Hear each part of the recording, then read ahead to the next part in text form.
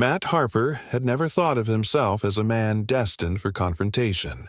For most of his life, he had existed in the quiet rhythm of a librarian's routine, surrounded by the hushed comfort of bookshelves, their dust-scented pages providing order in a world that often seemed chaotic.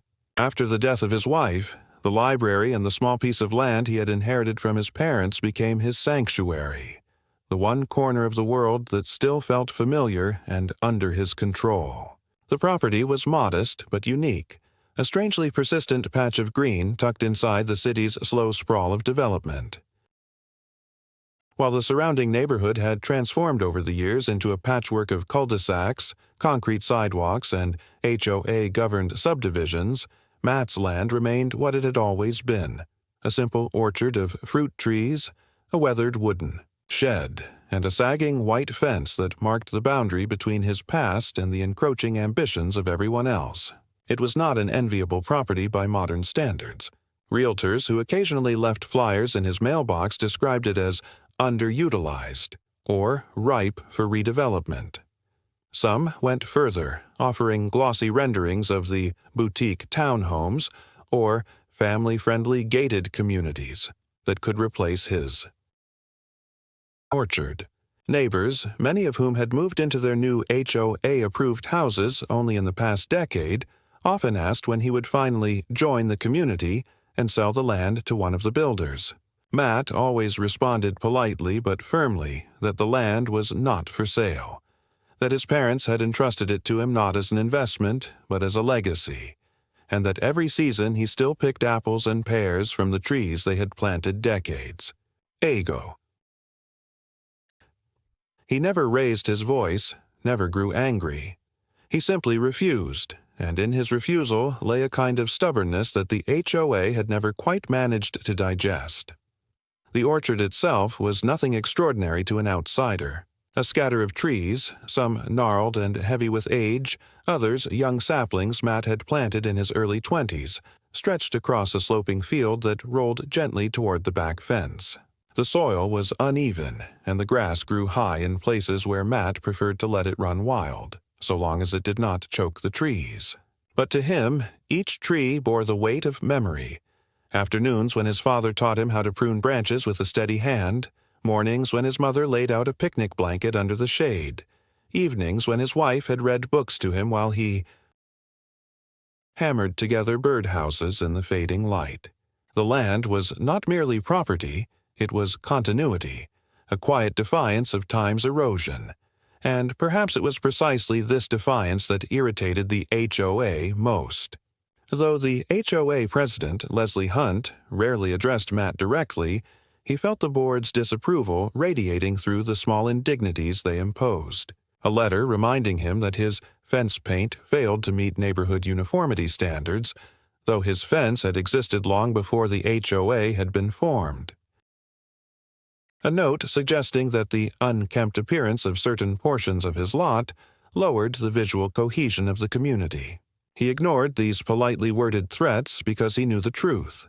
His property was never included in the HOA's original boundaries, and no amount of bureaucratic persistence could rewrite that fact. Still, he also understood that the board's patience was thin, and that every year he refused to sell marked him further as an obstacle. Yet Matt carried on. Each morning he brewed coffee in the small kitchen of his aging but solid house, poured it into a chipped mug, and wandered outside to walk the rows of trees. He took satisfaction in the rhythm of pruning, watering, and collecting fallen fruit, work that demanded no committee approvals or majority votes. The neighbors might glance at him with suspicion, wondering why he clung to a life that looked to them outdated and inefficient, but Matt found a kind of rare dignity in it. For him, the orchard was not a financial asset, but a place where memory lived, where the silence between rustling leaves was filled with voices long gone. He thought often of how fragile such spaces had become, how easily swallowed by concrete and asphalt. And yet he also thought of how his father had once said, "This land will outlast all of us if you take care of it." In that belief, Matt had persisted, certain that the orchard could remain untouched, a pocket of resistance against the flattening sameness of the HOA world that surrounded him. He did not imagine conflict beyond the occasional letter, nor did he prepare for anything more serious than another real estate flyer stuffed into his mailbox. He believed, perhaps naively, that so long as he remained steadfast, the orchard would be safe. What he did not yet understand was how far the HOA was willing to go, how quietly and how decisively they could redraw the world around him without his consent, and how, in one night, everything he thought secure could be violated with the bite of steel into earth. The night it happened began without warning, in the same ordinary rhythm Matt Harper trusted too much. He had spent the evening reading by the dim yellow lamp in his living room, the kind of quiet he had always relied on after long days at the library. When he finally retired to bed, the orchard lay in silence under a pale wash of moonlight, its branches swaying lazily in the faint breeze. To Matt, it was comforting, that stillness, and he fell asleep convinced that tomorrow would look exactly like yesterday. But by dawn, that conviction was shattered. He awoke to a low, mechanical hum that felt strangely out of place in the early hours, a vibration that rattled faintly through the floorboards. At first he thought it was his imagination, the lingering haze of a dream, but when he pulled back the curtain of his bedroom window, his breath caught in his throat. Across the orchard, running like an open wound through the heart of his land, stretched a raw, newly cut trench. It was wide enough to swallow a small car and deep enough that the roots of his oldest apple trees now hung exposed in the air like torn veins. Mud and gravel were piled high at the edges, and a skeletal frame of rebar jutted upward in cruel lines, already dusted with early morning light. The quiet orchard he had kissed goodnight had been ripped apart while he slept, as though an invading army had marched through and vanished without trace. Matt stumbled outside in his boots, the grass still wet with dew, his heart thudding as he walked toward the trench. The sharp smell of disturbed earth mingled with the acrid tang of fresh asphalt dust, and parked just beyond the fence line, half hidden in shadow, stood heavy machinery. An excavator with its bucket caked in dirt, a cement mixer still humming. Faintly, and a flatbed truck stacked with pallets of stone. The workers themselves were gone, their helmets and gloves tossed into the bed of the truck as if they had left in a rush. Only the ground bore testimony to their labor. Tire tracks gouged into the grass, stakes driven into the soil with neon flags fluttering, spray-painted markings scrawled across the orchard in cryptic symbols. He felt dizzy as he looked at it. No one had called him. No one had knocked on his door. No permission had been asked. His land, the soil he had tended with reverence for decades, had been torn open as if his ownership were a trivial detail to be brushed aside. He walked the length of the trench, running his hand across the splintered bark of a tree that leaned dangerously close to collapse, and with every step a knot tightened in his chest. Whoever had done this had worked with speed, secrecy, and absolute confidence, as if they knew he would wake powerless to undo it. Inside his mailbox, as though placed deliberately to coincide with his discovery, lay a single envelope stamped with the HOA's insignia. The paper was crisp, the lettering bold, its tone disturbingly casual. Notice of shared infrastructure improvement. Assessment due. He read the words again and again, unable to process them, until the number at the bottom punched through his shock. $18,400. According to the letter, the HOA had undertaken an emergency construction project to establish a new community access road that would, in their words, benefit all residents equally. Because part of the road necessarily crossed Mr. Harper's lot, the board had allocated a proportionate share of costs to him. Payment was expected within 30 days. Failure to comply would result in legal recourse. Matt dropped onto the porch step, the letter shaking in his hand. The phrasing was so sterile, so bureaucratic, as if the gouge in his orchard were nothing more than a line item on an invoice. It was not written in the language of apology or even negotiation. It was written in the tone of inevitability, a declaration that the decision had already been made, the trench already dug, the debt already his. The implication was chilling. The HOA had not only trespassed but had chosen to charge him for the violation, turning their aggression into his responsibility. The more he reread the letter, the more absurd details revealed themselves. The project had supposedly been approved by the community, though Matt had never received any notice of a meeting. The stated purpose was to ensure safe and efficient traffic flow, though the trench did not even connect to an existing road. It cut directly through his orchard toward an undeveloped field beyond his back fence, a field Matt knew had recently been purchased by a developer with ambitious plans. And, most damning of all, the HOA's letter described the road as enhancing the value of Mr. Harper's property, a line that made him laugh out loud in disbelief. To call the mutilation of his land an enhancement felt like a deliberate insult, as though they were mocking him. For the rest of that day, Matt wandered the property in a daze. He tried calling the number listed on the letter, but the only response he received was a polished recording. "Thank you for contacting the Hunters Crossing Homeowners Association. Please leave a message and your call will be returned in the order it was received." No one returned his call.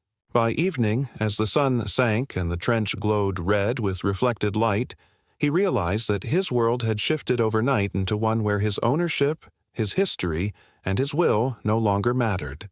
He barely slept that night, replaying the image of the trench every time he closed his eyes. He imagined the workers arriving in the dead of night, their engines muffled, headlights doused, shovels and machinery biting into the earth with practiced efficiency. He wondered if the neighbors had seen, if they had watched silently from their windows while the orchard was carved apart. The thought haunted him, that everyone around him might have known, that the board had orchestrated this with collective silence, leaving him as the only person caught by surprise. By morning, something in him hardened. He folded the HOA letter carefully, slid it back into the envelope, and placed it on the kitchen table where it sat like a loaded weapon. He knew he could not ignore it, and he knew that paying the invoice would mean conceding not only the money, but also the principle that his land could be treated like common ground. As he laced his boots and prepared to walk back into the orchard, the weight of realization pressed down. The HOA had crossed a line, not just into his soil but into the fabric of his life, and if he did not fight, the orchard would be gone, erased, beneath a road that was never meant for him. Matt Harper carried the letter with him like a stone in his pocket as he walked the next morning toward the HOA office, a squat building tucked behind a row of nearly identical houses that seemed to have been designed without imagination. He had never set foot inside before, partly because his property technically did not fall under their jurisdiction, and partly because he had never wanted anything to do with the endless rules and regulations they were known for enforcing. Yet now he felt compelled, a mixture of anger and disbelief pushing him through the glass doors where the faint smell of disinfectant hung in the air, and a receptionist with a too bright smile greeted him with a perfunctory, "Do you have an appointment?" When he said no, that he was there regarding the trench cut through his orchard, her smile faltered only slightly before she asked him to wait, her tone already slipping into the kind of practiced politeness that held no warmth. After 15 long minutes in a lobby decorated with posters of community values and photographs of happy families in pristine yards, Matt was led into a conference room where Leslie Hunt, the HOA president, sat waiting. She was impeccably dressed, her blazer pressed, her nails manicured, her expression carrying the polished detachment of someone who believed every conversation was already won before it began. She gestured for him to sit, and when he laid the letter flat on the table between them, she glanced at it only briefly before folding her hands and saying, "I assume you are here because of the invoice." Matt's voice trembled not with fear, but with the strain of holding back anger as he explained that the trench had been dug across his land without permission, that no one had asked, that his orchard was not part of the HOA and never had been. Leslie listened with an expression that seemed carved from marble, occasionally nodding but never truly reacting. When he finished, she slid a folder toward him and said calmly, "Your property is subject to easement under community improvement bylaws." The road project was approved by the board, and as a landowner directly benefiting from the new access point, you are legally responsible for your share of costs. He opened the folder, staring at the documents inside, copies of maps and meeting. Minutes that appeared official at first glance but under scrutiny revealed themselves as strangely vague. One map in particular caught his attention. It showed his lot outlined not as a single parcel but as a blurred boundary, with a shaded strip running directly through the middle labeled Community Access Corridor. The edges of the lines were pixelated, the ink uneven, as if the map had been printed on an ordinary office printer rather than generated by any official surveyor. The seal in the corner was misaligned, almost as though it had been cut and pasted. When Matt raised these details, Leslie merely smiled thinly and said, "The board's records are in order. If you feel there has been an error, you are of course free to hire a lawyer, but I assure you this has already been reviewed." The condescension in her voice was unbearable, and when Matt pressed, asking when this so-called vote had occurred and why, he had never been notified. She replied smoothly that notices had been sent by mail, that the community had expressed overwhelming support, and that he must have overlooked the correspondence. He almost laughed at the absurdity, for he knew every letter that ever came to his mailbox, and nothing like this had arrived. But when he said as much, Leslie leaned back in her chair and gave him a look of rehearsed pity. "Mr. Harper, sometimes resistance comes from misunderstanding. We are not your enemy. This road will raise the value of your property and benefit you in ways you may not yet see. I suggest you look at this as an investment rather than a burden." It was then that Matt realized he was not speaking to someone interested in compromise, but to someone delivering a verdict already decided. The trench had been carved, the documents had been forged or twisted, and the invoice was not a request but a demand dressed in polite language. He gathered the folder, his voice firmer now, saying he would not pay for a project that violated his land and that he would not accept the legitimacy of papers so clearly doctored. Leslie's eyes narrowed for the first time, her polished demeanor cracking just enough to reveal irritation. "I would advise you to reconsider," she said quietly. "The board has the means to enforce compliance. Fighting us will only create more difficulty for you." When he left the office, the sunlight outside felt harsher than before, the world slightly tilted. He walked back through the manicured streets of the subdivision, each house a mirror image of the next, and felt suddenly like an intruder, as though the eyes behind those identical curtains watched him and judged him for daring to resist. By the time he reached his orchard again, the trench yawned wider in his imagination. Not just a scar across the soil, but a line drawn between himself and the rest of the neighborhood. That night, as he sat at his kitchen table surrounded by papers spread out like a battlefield, he replayed Leslie's words, the way she had said, "We are not your enemy," while every action proved otherwise. He realized the escalation had already begun, that this was not a misunderstanding, but a strategy, a deliberate attempt to box him into submission by presenting fabricated documents and then daring him to exhaust himself fighting them. For the first time in his life, Matt felt the weight of being truly cornered, and as he looked out the window at the orchard now divided by gravel and steel, he understood with sinking clarity that the trench was not merely a road under construction. It was a warning carved into the earth, a message that the HOA could reach into his life, alter it without permission, and demand payment for the privilege. Matt Harper did not return to the HOA office again after that meeting, but the image of Leslie Hunt's perfectly composed smile clung to him with an almost physical weight, and every time he glanced at the envelope on his kitchen table, he felt as though her voice echoed through the house, repeating that the matter had already been decided and that fighting would only bring him more difficulty.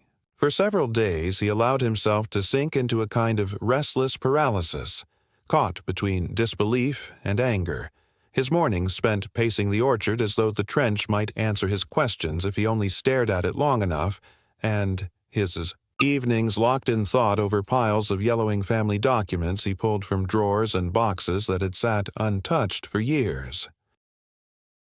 He began to understand that what he faced was not simply a petty neighborhood dispute, but an orchestrated maneuver, carefully executed and legally dressed to appear inevitable, and the realization left him both exhausted and determined.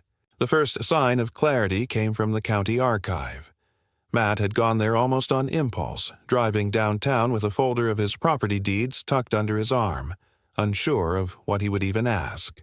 The archive was a silent building filled with dust and the faint hum of fluorescent lights, the kind of place that felt removed from the present, as if time there moved more slowly. When he explained to the clerk at the front desk that he needed historical records for a property dating back several generations, she gave him a look of mild surprise before disappearing into the back. For half an hour, Matt waited, the silence broken only by the ticking of a wall clock, until she returned carrying a worn, leather-bound ledger and several microfilm reels. "This parcel," she said, pointing to the address he had scrawled on a scrap of paper, "has a peculiar history. It was designated in 1929 as a reserved garden tract. That means it couldn't be reassigned for development without a judicial order. You may want to look at this entry." Her finger tapped the yellowed page of the ledger where, in faded ink, Matt read the words that confirmed what his instincts had already been whispering. The land was marked as a garden reserve, a designation created during an era when the city had set aside certain parcels for public greenery or family orchards, a kind of cultural preservation effort in the wake of industrial expansion. The designation had never been repealed. According to the clerk, the parcel's classification was still technically active, meaning no HOA vote or bylaw revision could nullify it. Matt felt a surge of relief so sharp it bordered on painful. Here, at last, was evidence that his ownership carried protection stronger than the flimsy paperwork Leslie Hunt had waved in his face. He made copies of everything, his hands trembling slightly as the machine hummed and spat out fresh pages, each one feeling like a small weapon he could finally wield. On his drive home, he allowed himself a fragile sense of victory, but the feeling was short-lived.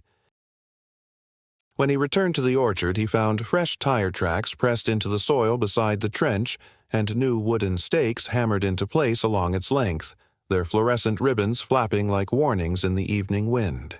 The work had resumed while he was gone, silent and relentless, and it was clear the HOA intended to finish the road regardless of his protests. The discovery left him shaken, for it proved that even with legal evidence in his hand, they were willing to push forward as though law itself bent to their will. He spent that night sorting through the documents, writing notes in the margins, rehearsing in his mind the arguments he would bring before a lawyer, but beneath his determination ran a steady current of dread. The dread deepened when he noticed something subtle but undeniable in the documents he had obtained. Correspondence between the city planning office and a private developer who had purchased the adjacent field behind his orchard. The letters referenced a future access corridor that would connect the new housing project to the main road, and though his name did not appear directly, the description of the land matched his property with precision. The implication was impossible to ignore. The trench through his orchard was not about community traffic flow or safety improvements. It was a calculated preparation for the developer's expansion, a shortcut carved at his expense to serve interests that had nothing to do with him. This realization changed the tenor of his struggle. Until then, he had thought of it as a battle between himself and the HOA, a faceless board determined to assert control. But now he saw the larger shape behind their actions, a collusion between the HOA and the developer, the former lending its bureaucratic machinery to disguise what was essentially land theft, the latter standing to profit enormously once the road was complete. It was a partnership that left him not just isolated but vastly outmatched. And yet he also recognized that it made their mistake more glaring. They had underestimated his resolve and the strength of the paper trail hidden in the archives. Over the following days, Matt's determination grew sharper, his exhaustion replaced with the discipline of someone who understood he was fighting not only for soil and trees, but for the principle that memory and history could not be bulldozed for convenience. He contacted a local property lawyer, a woman named Ellen Moore, whose reputation for tenacity was well known in the county. Their first meeting took place in her cluttered office above a pawn shop, where she listened without interruption as he laid out the story, the trench, the invoice, and finally the copies of the 1929 ledger. When he finished, she leaned back in her chair, her eyes narrowing as she examined the faded words. "This," she said finally, "is your strongest weapon. They cannot simply override a reserve designation.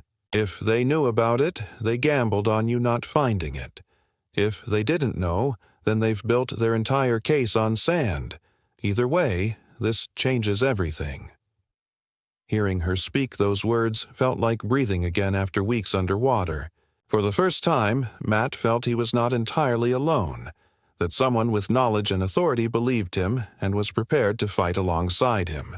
Ellen warned him that the road ahead would not be easy, that the HOA would stall and threaten and drown him in paperwork, that the developer's lawyers would descend like hawks once the case reached court. But she also assured him that truth carried weight, and that the combination of the historical designation and the obvious self-interest of the developer could tip the balance in his favor. Matt left her office with a folder full of instructions: collect witness statements from neighbors, photograph the trench and its impact on the orchard, preserve every letter and notice from the HOA, and for the first time since that morning when he had found the trench, he felt momentum turning toward him. Still, as he drove home through the dim streets, he could not shake the unease that clung to him. The orchard awaited in silence, its mutilated heart still yawning wide, and though he carried the strength of new knowledge, he also carried the sense that the battle had escalated beyond neighborhood politics into something heavier, more calculated, and more ruthless. The midpoint of his struggle had revealed the true enemy, and it was not just the HOA's arrogance but the developer's hunger, a force willing to carve through memory and history alike in pursuit of profit. Standing at the edge of the trench that night, the papers clutched in his hand and the wind tugging at his coat, Matt whispered to himself a vow that, no matter how brutal the fight became, he would not let them take his land. The days that followed Matt's meeting with Ellen Moore unfolded like a tightening vice, each new letter from the HOA arriving with unnerving punctuality, as though they had orchestrated a campaign designed to break his resolve through sheer persistence. The first came 2 mornings after he had left her office, a thick envelope stamped with "Final Notice" in bold black letters across the front. Inside, the invoice had grown heavier with new charges, late fees and penalties itemized with mechanical cruelty, raising the demand from $18,000 to over $23,000.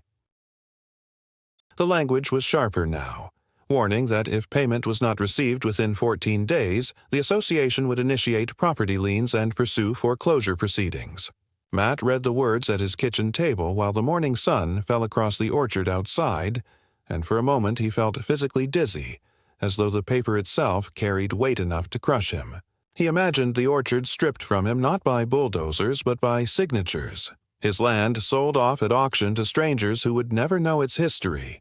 That afternoon, while still reeling from the notice, he heard the distant rumble of engines and stepped outside to find the trench alive with activity.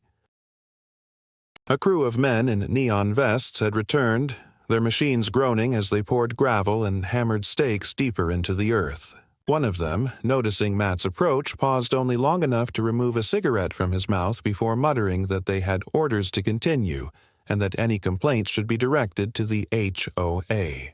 The words were delivered without malice, but they struck Matt as a reminder of just how invisible he was in this process. His orchard had become a job site, and he was reduced to the role of bystander on his own land. By evening, the construction crew was gone, leaving behind not only a deeper scar across his orchard, but also a fresh set of fluorescent survey markings stretching farther toward the back fence, as if to remind him that what had been taken already was only the beginning.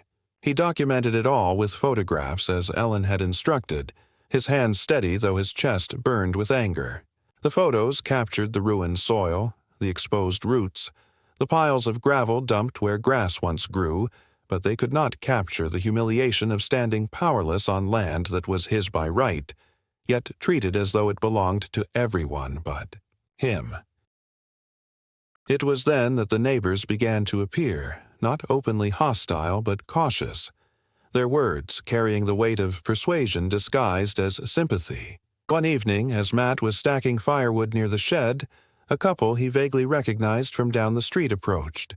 They spoke in low tones, explaining that everyone was tired of the disruption, that the road would bring convenience and safety, and that perhaps he should consider selling before things became too difficult.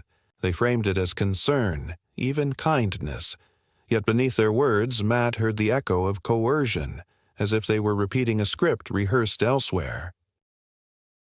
Another neighbor left a note tucked under his door, written in neat handwriting. "There is still time to make this easy on yourself. Think of what you could do with the money."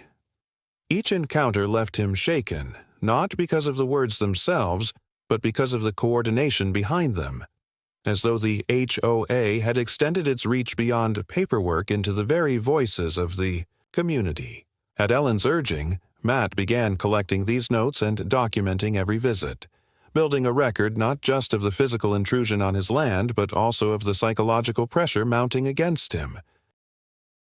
Still, even with her guidance, he felt the walls closing in. The orchard that had once been a sanctuary now felt like a battlefield, each tree a witness to his isolation, each gust of wind through the branches carrying the whisper of encroachment. At night he lay awake listening for the engines of returning machines, half expecting to see headlights sweep across his walls as another crew arrived to deepen the scar. The escalation reached a breaking point when he returned home late one afternoon from the library to find that the trench had been transformed into something more permanent. Fresh concrete had been poured across a long stretch, hardening into the unmistakable foundation of a road. The sight stole the breath from his lungs. What had begun as a wound in the soil was becoming irreversible, a structure laid with intention, and he realized with a sickening clarity that they were racing against him, moving faster than the law, determined to complete enough construction that stopping them would be framed not as preservation, but as destruction. He stood there for a long time in the fading light, the smell of wet cement filling the air, his orchard now divided not just by dirt and gravel but by the permanence of concrete. That night he met Ellen again, placing photographs and documents across her desk with a kind of grim precision. She examined each one carefully, her brow furrowing deeper with every image. "This is no longer just about invoices or harassment," she said finally. "They are attempting to establish possession by action, to create a physical reality that the court will be pressured to accept. We need to move faster. I will file for an injunction immediately, but you must be prepared for them to fight hard. They will argue that halting the road will harm the community. They will paint you as the obstacle to progress." Matt listened, his hands clenched tightly in his lap, and nodded. He knew she was right. The escalation was not merely about pressure or intimidation now. It was about permanence, about carving into the land quickly enough to make resistance seem futile. Yet, as he left her office that night, the weight of despair was tempered by a new edge of resolve. The HOA and the developer had chosen speed and force, but he had chosen endurance. And standing once more in his orchard beneath the skeletal branches of the apple trees, the concrete strip gleaming faintly in the moonlight, he swore silently to himself that no matter how relentless their advance became, he would not yield the ground his parents had entrusted to him, even if it meant standing alone against the full machinery of progress. The courthouse was colder than Matt had expected, its high ceilings and pale fluorescent lights making the room feel more like an administrative warehouse than a chamber of justice. Yet, as he sat at the long wooden table with Ellen beside him and the thick folders of evidence stacked neatly between them, he felt the weight of every eye in the room pressing down, the silent anticipation of neighbors who had come to watch, HOA board members gathered in their tailored suits, and even a representative of the developer seated stiffly in the back row, his expression unreadable. For weeks the fight had felt like something unfolding in secret. Letters, threats, concrete poured in the night, but now it was dragged into the open and Matt could sense the board's confidence as Leslie Hunt rose to speak, her voice smooth, her arguments polished as she described the trench and the road not as trespass but as community progress. A project she claimed had been approved by overwhelming consensus, beneficial to all, and unfortunately misunderstood by a single dissenting landowner. Ellen let her finish without interruption, then stood with the quiet authority of someone who had fought this battle many times before.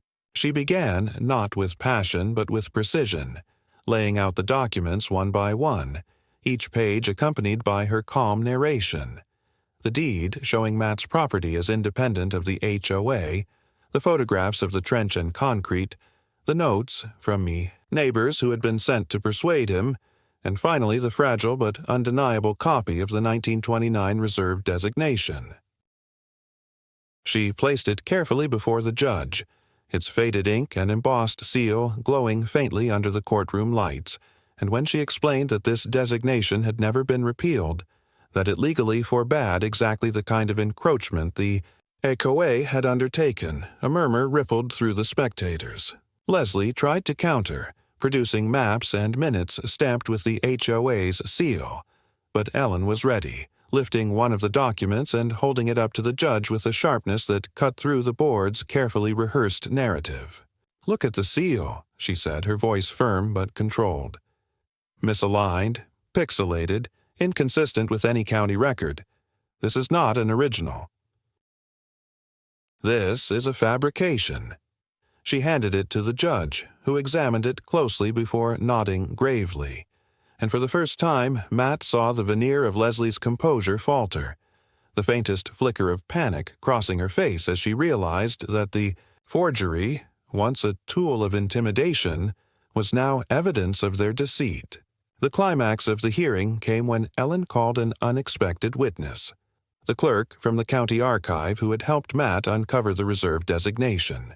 She testified calmly that no record of easement or community corridor existed for the property, that the 1929 designation remained active, and that any attempt to alter or override it without judicial approval was invalid. The simplicity of her words cut deeper than any argument could, and when the judge leaned back in his chair, fingers steepled beneath his chin, Matt felt the tension in the room shift, the quiet recognition that the balance had tipped. When the decision came, it was delivered not with drama but with the steady cadence of law. Yet to Matt the words carried the force of thunder. The court declared the road construction unauthorized, the documents submitted by the HOA unreliable, and the invoice issued to Matt void. Furthermore, the judge ordered the HOA to restore the property to its original condition and to compensate Matt for damages incurred by the destruction of trees and soil. The developer's representative stood quickly and left the room, his silence saying more than any protest could, and the HOA members sat frozen, their confidence crumbling as the weight of legal authority landed squarely against them. Matt remained seated, his hands clasped tightly in his lap, staring at the table as though the words had not yet reached him. It was Ellen's hand on his arm, steady and grounding, that brought him back to the moment, her quiet whisper reminding him that they had won. For the first time since the morning he had woken to the sound of machines tearing his orchard apart, he felt the crushing pressure in his chest begin to lift, replaced not with triumph exactly, but with a profound relief. A release of breath he had not realized he had been holding for weeks. The weeks after the verdict passed with a strange quiet that Matt had not known in months, the orchard still scarred by the trench yet free of the noise of machines, The fluorescent flags pulled up, the concrete slabs broken and carted away by crews, now working under court order rather than the will of the HOA. It was not an immediate restoration. Soil once torn apart does not heal overnight, and roots exposed to air do not simply knit themselves back together, but the silence itself felt like a kind of healing, a pause that gave Matt room to breathe again, to walk the uneven rows without fearing that another engine would roar to life behind him.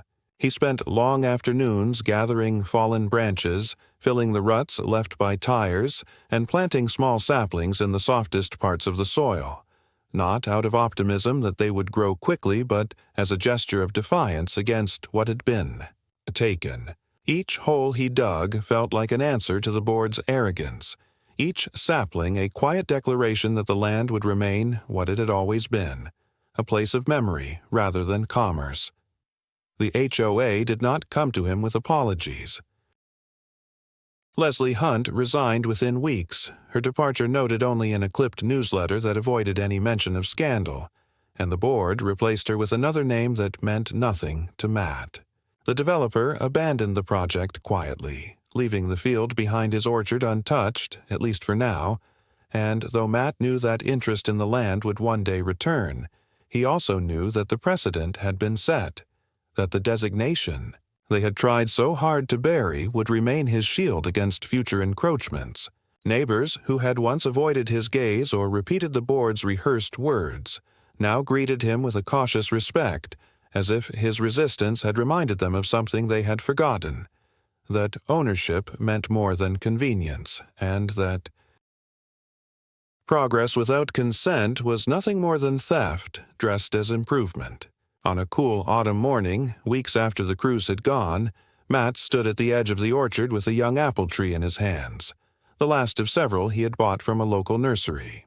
He planted it directly above the place where the trench had cut deepest, pressing the soil around its roots with steady patience, and when he stepped back he saw not the scar but the promise of growth, fragile yet undeniable. The orchard would not be what it once was, but it would live. And so too would his resolve.